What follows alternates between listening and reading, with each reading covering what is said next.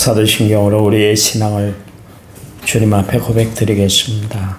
나는 전능하신 아버지 하나님, 천지의 창조주를 믿습니다. 나는 그의 위일하신 아들 우리 주 예수 그리스도를 믿습니다.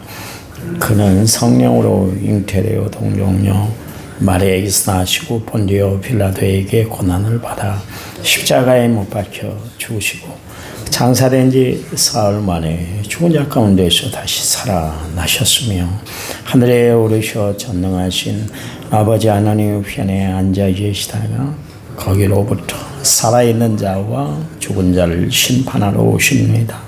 나는 성령을 믿으며 거룩한 공교회와 성도의 교제와 죄를 용서받는 것과 몸의 부활과 영생을 믿습니다. 아멘. 찬송가 304장입니다. 304장.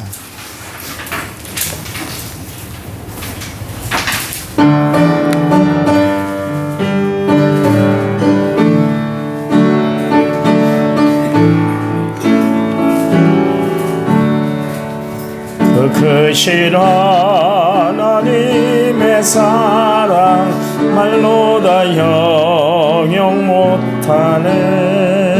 저 높고 높은 별을 넘어 이 낮고 낮은 땅 위에 죄범한 영혼 구하려 그 아들 보내서 화목제물 삼으시고 죄 용서하셨네. 하나님 크신 사랑은 측량 다 못하네.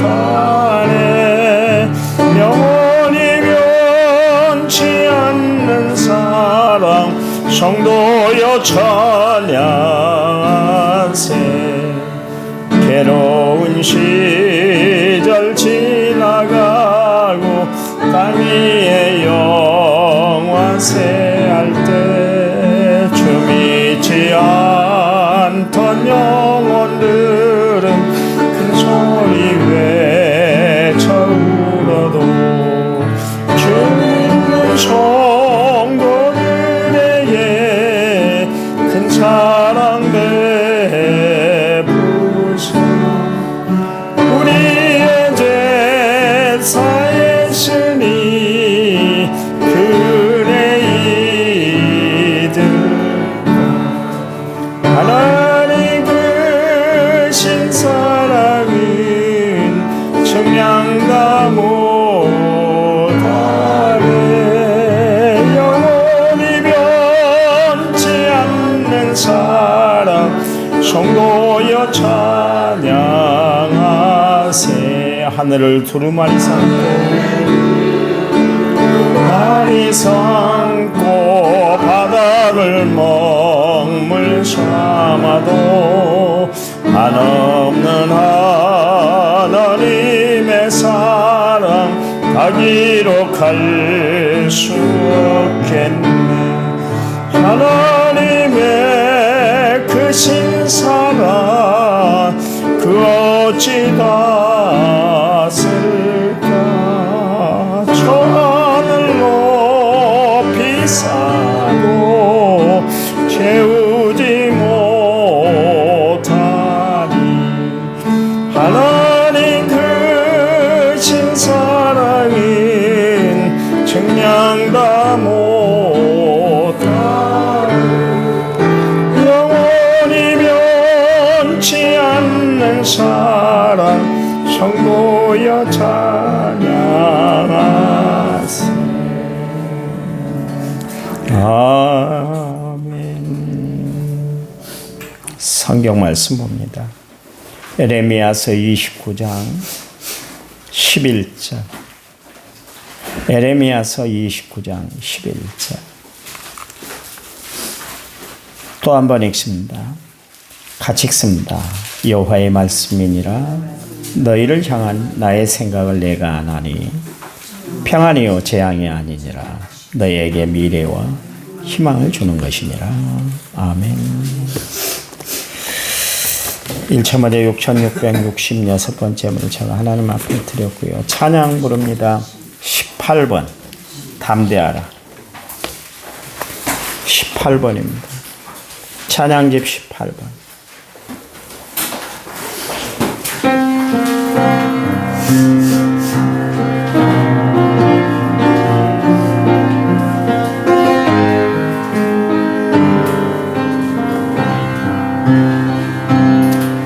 이것을 너희에게 이름은 너희로 내 안에서 평안을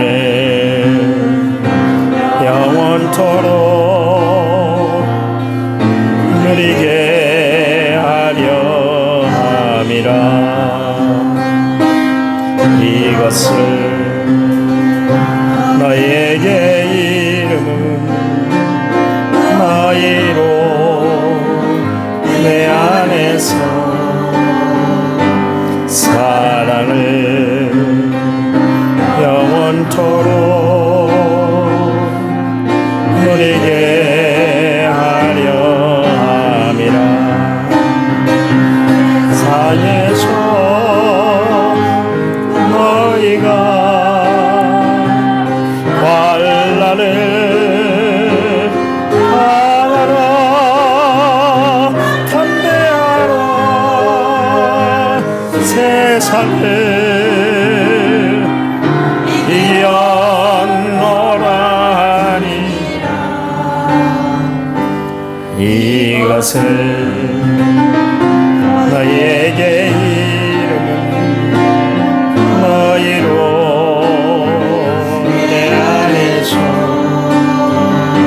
축복을 영원토록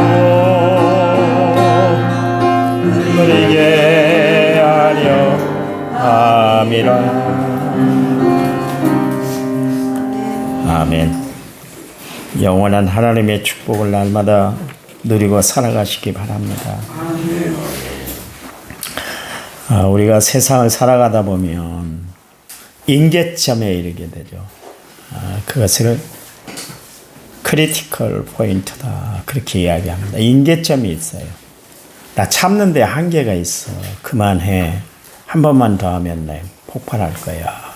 그 한계점, 임계점을 우리가 두고 살잖아요. 우리가 한계 상황에 다다를 때가 있습니다.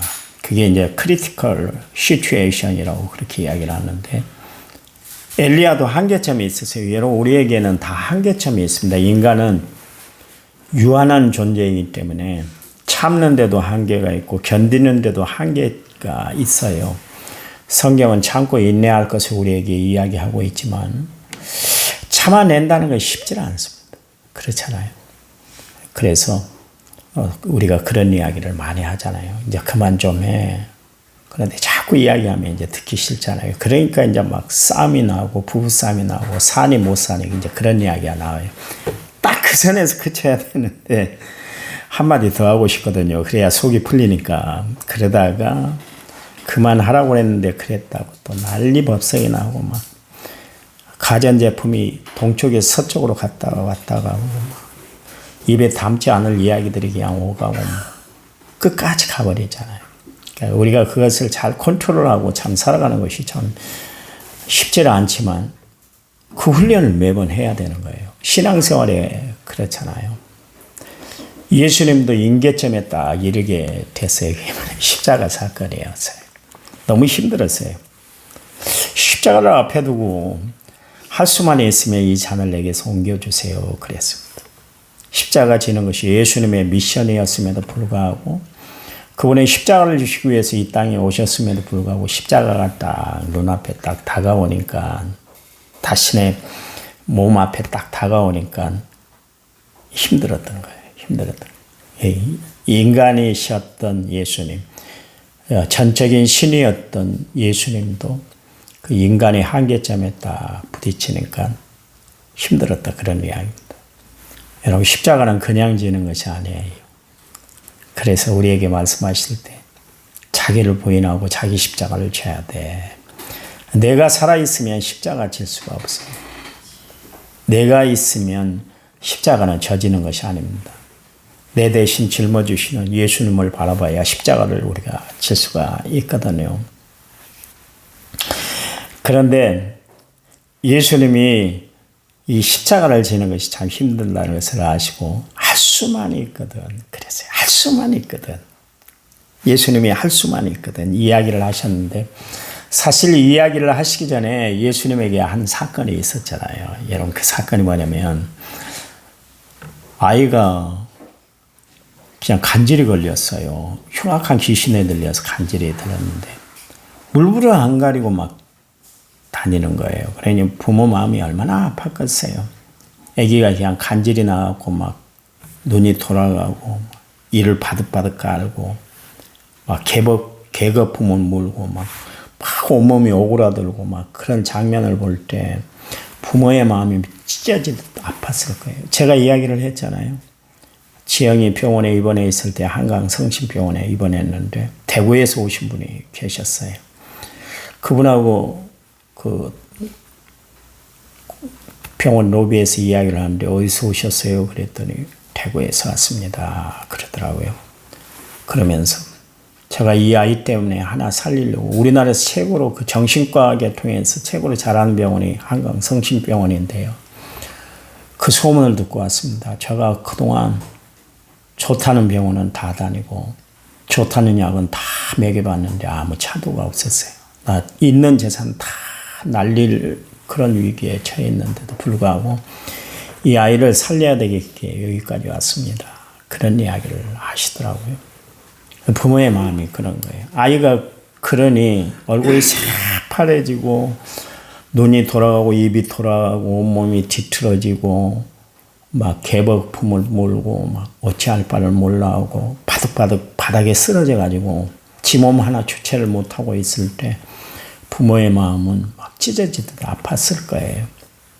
그래서 마침 예수님이 병을 고쳐주신다 그래서 왔는데 예수님이 변화산상에 올라가셨잖아요. 그리고 9명의 제자들이 그 아이를 붙들고 막 고치려고 몸부림치고 막 별짓을 다 했는데 불구하고 고쳐지지를 않았어요. 마침 그때 예수님이 이제 내려오셨잖아요. 그래서 예수님 내려오신 것을 보고 선생님이요. 할 수만 있거든. 우리 아이를 좀 고쳐주세요. 내 아이 좀 고쳐주세요. 그랬어요. 그랬더니 주님이 그때 마가복음 9장 23절 말씀에서 뭐라고 했냐면 할 수 있거든이 무슨 말이냐. 그리고 믿는 자에게는 뭐가 없다고요? 능치 못할 일이 없다. 그랬어요. 할 수 있거든이 무슨 말이야. 그랬잖아요. 왜 그렇게 믿음 없는 이야기를 해. 그 이야기요. 내가 병을 고쳐주는 치료자야. 그 말씀을 하셨는데 불구하고 당신이 힘드니까 하나님 앞에 기도하는데 할 수만 있거든 이 잔을 내게 옮겨주세요 그랬잖아요. 얼마나 예수님이 이율배반적인 행동을 하셨어요. 그 아이 아버지에게는 꾸중을 하셨잖아요. 할 수 있거든 무슨 말이야 그랬는데 당신이 어려움을 처하니까 할 수만 있거든 그랬잖아요. 그만큼 십자가는 힘들고 어려운 일이었다 그런 이야기입니다. 우리는 너무나 십자가를 쉽게 대해요. 여러분 목걸이 차라고 십자가가 주어진 것이 아니고 반지 만들라고 십자가가 주어진 것이 아니라 치라고 십자가를 치라고 하나님이 우리에게 주신 줄 믿으시기 바랍니다. 십자가를 생각하면서 늘 예수님을 생각하셔야 돼요. 날 위해 구원을 베풀어 주시기 위해서 그 험한 십자가를 지었다 생각하면 하나님 앞에 헌신, 충성, 봉사하는 거 어렵지 않을 거예요. 예수님이 내 대신 고난, 고탕을 당했다 생각하면 내가 하는 희생, 헌신 아무것도 아니라니까요. 여러분, 날마다 십자가를 앞세우고 살아가는 성도들이 되시기 바랍니다. 그때 예수님이 중심을 잡을 수 있었던 것은 뭐냐면 기도였어요. 알 수만 있거든 이 잔을 내게서 옮겨 주시옵소서. 그렇게 기도하셨던 예수님이 아닙니다. 십자가를 지겠습니다. 그랬어요. 여러분, 기도는 하나님의 뜻을 알아차리게 하는 것이 기도예요. 그러니까 우리가 기도한다는 것은 하나님의 뜻을 찾는 거예요. 나는 모르잖아요. 도대체 왜 이렇게 복잡한 일이 일어나고, 왜 이렇게 어려운 일이 일어나고, 왜 이렇게 힘든 일들이 자꾸 쌓이는가. 해답을 못 받고 우리가 살아갈 때가 많잖아요. 그러나 기도하면 해결을 받을 수가 있어요. 바울이 육체의 가시의 문제 때문에 3번씩이나 하나님 앞에 몸부림치면서 기도했잖아요. 얼마나 힘들었겠어요. 여러 가지 일이라고 그러잖아요. 아마 눈의 병이었을 것이다. 너무나 강력한 햇볕을 받잖아요. 다메섹 도상에서. 그래서 눈이 잠시 멀었지 않습니까? 일주일 동안 눈을 못 뜨고 있었잖아요. 아나니아가 안수기도함으로 눈에 비늘이 벗어졌더라. 그렇게 이야기를 하는 것을 중심으로 해서 안질에 걸렸을 것이다. 막 눈물이 막 흐르고 눈에 막 뭐가 끼고 막 큰단 말이에요. 얼마나 힘들었겠어요. 아니면 그냥 각 국을 돌아다니며 각 나라를 돌아다니면서 아마 생활을 했기 때문에 풍토병에 걸렸을 것이다. 말라리아에 걸렸을 것이다. 그러니 온몸이 막 힘들고 얼마나 어려웠겠어요. 그렇잖아요. 그래서 바울은 또 육체의 그것을 가시라고 그랬는데 사단의 가시다. 그렇게 이야기를 했습니다. 얼마나 힘들었으면 하나님이 주신 선물이라고 받아들이질 않았어요. 사탄이 나를 콕콕콕 찌른다고 그렇게까지 이야기를 했어요. 그러니 얼마나 힘들었으면 그렇게 표현을 했겠어요. 그러니 3번씩이나 기도했죠. 3번 기도했다는 것은 우리가 새벽 예배 나오는데 하루 이틀 3일 기도했다는 이야기가 아니라 생명을 내걸고 기도했다, 그런 이야기입니다. 그냥 기도한 것이 아니라는 것이죠. 기도하기 전에는 몰랐잖아요. 하나님, 왜 이렇게 내 몸이 힘들어요, 어려워요, 복잡해요. 나 이런 몸으로 어떻게 전도 여행을 다니고 복음을 전할 수 있겠어요? 별 이야기를 다 하면서 하나님 앞에 기도했을 거예요. 그런데 하나님의 그 기도에 응답을 하시잖아요. 내 은혜가 내게 족하다. 내가 자고하지 않게 하기 위해서, 자만하지 않게 하기 위해서, 교만 떨지 않게 하기 위해서 육체의 가시를 두었어. 그리고 났더니 바울이 내가 약할 때 강합니다. 그래요, 하나님. 이것마저도 하나님의 선물입니다. 받아들이게 되었다. 그런 이야기입니다. 기도라는 것은 하나님의 뜻을 찾는 거예요. 하나님의 뜻을, 하나님의 마음을 헤아리는 것이 기도예요. 내 소원, 간청을 아뢰는 것도 기도이지만 더 중요한 것은 내가 하나님 앞에 아뢰던 간청, 소원들이 어떻게 이루어지는가, 하나님은 도대체 내 간청에 어떻게 반응하는가, 그것을 알아채는 것이 기도다. 그런 이야기입니다. 그러니 우리는 날마다 살아갈 때 기도하지 않고는 살아갈 수가 없잖아요. 왜냐하면 매일매일 살아가는 삶이 전쟁과 같은데 또 고해와 같다고 그러는데 그 세상, 험난한 세상을 우리가 살아가려면 어떻게 살아야 되겠어요? 하나님이 지시하는 방향대로 살아야 될 거 아니겠습니까? 그러기 위해서 우리가 기도하는 거예요. 한국 교회가 점점 잃어가고 있는 것이 뭐냐면 기도예요. 기도입니다. 기도예요. 기도처럼 중요한 게 없어요. 세간에 시끄럽습니다. 특검이 지금 이영훈 목사님, 김정한 목사님은 압수수색했다고 지금 난리가 나요. 한쪽에서는 이런 이야기하고 한쪽에서 저런 이야기를 하는데요. 한국교회 위기입니다. 여러분, 위기예요. 잘 들으셔야 돼요. 이대로 더 나가면 한국교회는 망신창이가 될 거예요. 하나님이 지금 건드리시는 작업이에요. 왜 그걸 모를까요? 목회자들이. 특검이 왜 거기까지 손댔을까요? 한국교회 가장 훌륭한 목사님들이라고, 최대의 목사님들이라고 그러는데 하나님이 건드리시고 있는 것 안 보이시나요? 그렇잖아요. 한국교회 깨어야 된다는 거예요. 깨어 있어야 된다는 거예요. 큰 교회가 중요한 것이 아니라, 정권을 주무르는 목사가 중요한 것이 아니라 하나님이 중요하시다니까. 한국교회 비상이요, 지금. 이런 일이 없습니다. 여러분 옛날에 데모를 하면 피신할 수가 있는 게 어딥니까? 명동 성당이잖아요. 그 안에는 아무도 못 들어오는 거예요. 저희가 한참 데모할 때 학교까지 막 쳐들어왔습니다. 건드리지 말아야 할 때가 어딘 줄 아세요? 도서관이에요. 도서관까지 들어가고 난리 법석을 피웠어요. 청년들이. 한국교회 위기였거든요. 도서관 들어오면 안 되잖아요. 학생들이 공부하는 공간인데 거기는 순수하게 공부하는 공간인데 거기까지 들어와서 체류탄 쏘고 학생들 몰아내고 그런 적이 있었어요. 그랬더니 그 정권 말로가 안 좋았잖아요. 그렇잖아요. 한국교회 지금 위기라니까. 기도하라는 사인이에요. 한국교회 거목들이 저렇게 망신을 당하고 있는데 기도하지 않기 때문에 그래요. 여러분, 교회를 위해서 기도해야 돼요. 하나님의 뜻을 찾고 기도해야 돼요. 기도해야 되는 거예요, 기도가 살아나야 됩니다. 기도 없이 부흥이 있을 수 없고요. 기도 없이 하나님의 뜻이 이루어질 수 없고요. 기도 없이 내 신앙이 성장할 수가 없는 거예요. 그래서 가장 중요한 게 기도하는 삶입니다. 그래야 우리 인생이 방황길에 처해 있을 때도 하나님이 길을 잡아주셔. 길라잡이가 되세요.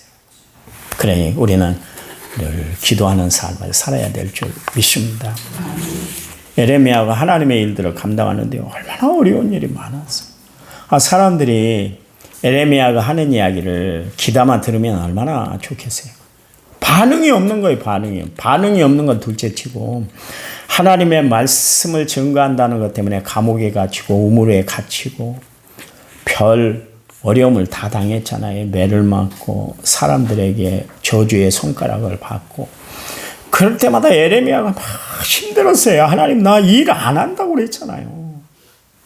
나는 아이기 때문에 말도 제대로 못하는 사람인데 왜 내가 안 하겠다는데 주님이 이렇게 가게 하십니까? 매일 눈물로 하나님의 일들을 감당했다. 그래서 에레미야 별명이 뭐냐면 눈물의 선지자 아닙니까? 엘리야는 불의 선지자라고 그랬는데 에레미야는 눈물의 선지자. 그렇게 눈물을 흘릴 일들이 참 많았다. 그런 이야기입니다. 마음이 복잡했어요. 그런데도 불구하고 하나님의 에레미야를 통해서 하나님의 말씀을 증거하게 했어요. 어떻게 해서 에레미야가 그 사역을 감당했을까? 에레미야 33장 3절 말씀에 너는 내게 부르자라 내가 응답하겠고 너희가 알지 못한 크고 은밀한 일을 내게 보여줄 것이다. 기도에 있었어요. 부르짖는 기도에 있었다. 그런 이야기. 여러분 우리가 살아갈 수 있는 길은 기도하는 힘으로 살아갈 수가 있는 줄 믿으시기 바랍니다. 지금 뭔가 다 꽉 막힌 것 같아요. 뭔가 잘 안 풀린 것 같습니까? 자꾸 문제가 꼬이는 것 같습니까? 기도하라는 사인이요. 다른 거 하지 말라는 거예요. 다른 거 하지 말라는 거예요. 오직 기도하라는 거예요. 기도만이 문제의 해결이 되고 만능의 역사가 되기 때문에 그러십니다. 여러분 기도하세요. 에레미야가 이 어려운 현실들을 잘 극복했던 것은 기도에 있었던 거예요. 하나님 말씀하셨잖아요. 너희들 70년 동안 바벨론 포로 생활을 해. 그랬어요. 하나님이 한계, 데드라인을 딱 정해 주셨잖아요. 여러분, 70년을 주어졌다는 이야기는 무슨 이야기예요? 고난은 끝까지 계속되는 것이 아니다. 그런 이야기입니다. 우리에게도 말 다 할 수 없는 고난이 있잖아요. 그러나 분명히 그 고난에도 끝이 있다는 것을 분명히 아시기 바랍니다.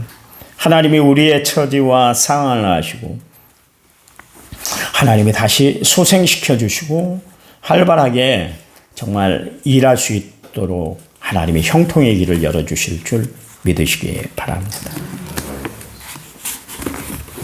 그래요. 길이 있더라고요.